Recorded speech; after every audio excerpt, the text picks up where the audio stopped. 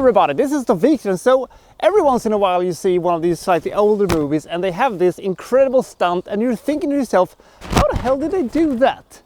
And this movie contains exactly such a sequence, because when our main character Marco Palma absolutely obliterates one of the bad guys with his car, you're thinking to yourself, how the hell did they do that?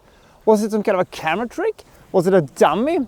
Was it a stuntman who accidentally was going to testify in a mafia trial next week? I don't know, but one thing's for sure, it was a wicked little sequence, punctuating an actually pretty damn decent cop movie when it comes to Italian cop movies. It has its flaws, but I will say that I was mostly pretty okay with this movie. Let's find out what this movie is about, shall we? This movie is called Highway Chaser, or the very silly Swedish title Stans snabbaste snut, or translated, the city's fastest cop.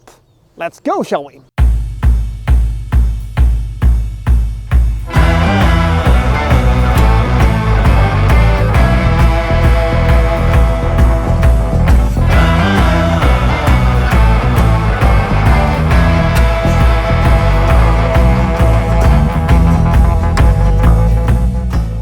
So Marco Palma, he is a hot-headed police officer in Rome with, that rugged 1970s Italian charm that you only could get in late 70s cop movies. And he really enjoys chasing down bank robbers, getaway drivers, all that kind of stuff, even though he's kind of reckless and, puts other people's life into jeopardy and stuff like that. And people are complaining to him about this and saying that he's reckless and stuff like that.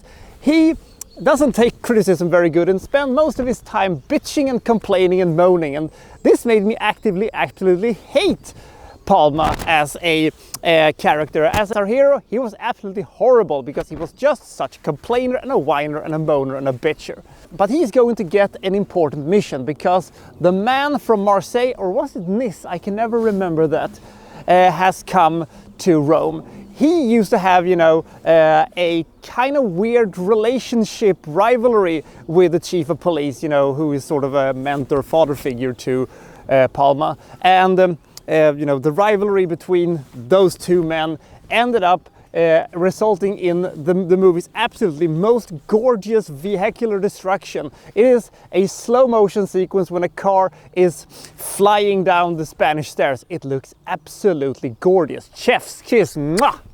And his idea is basically, he wants Palma to infiltrate, this bank robbering gang, and so he can slip, them ideas of when the next robbery is going to occur so they can arrest them. Because one of the specialties of our good friend, the man from Marseille / Nice, is to, make the police in Rome and other Italian cities look like fools, because he's such a good planner and he's such a clever bank robber. And Palma takes this job and gets accepted as one of the gang.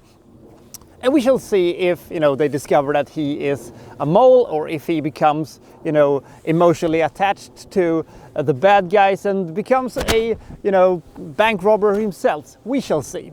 As I said, Palma starts off as this horrible, awful protagonist because he is so insufferable, but slowly but surely he starts growing on you. And you start, seeing the good sides of him, and he also has a kind of arc, you could say, and he ends up actually being a kind of decent protagonist. And once you get past that point in the story, the movie becomes a lot better, and the story becomes a lot more fun to follow. Speaking of the story, it takes some time for them to get to the meat of the matter, aka the story that very much resembles Point Break and the first Fast and Furious movie.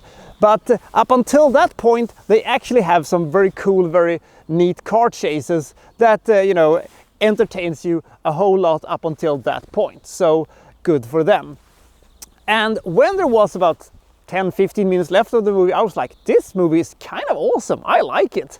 And then I wouldn't necessarily say that it was a bad ending, but they undid a lot of the goodwill that they have built up with me, with a weird ending that made me go, huh? Why? What's happening? Why are you doing this?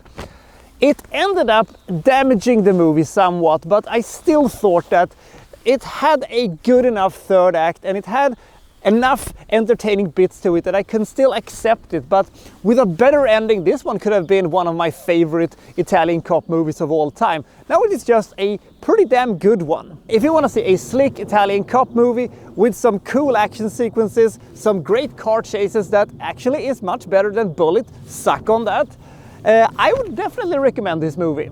It's not perfect and the ending is a little bit but the rest of it is actually kind of nice. Despite its weird, flat and unnecessary ending, I'm still giving this movie 56 points.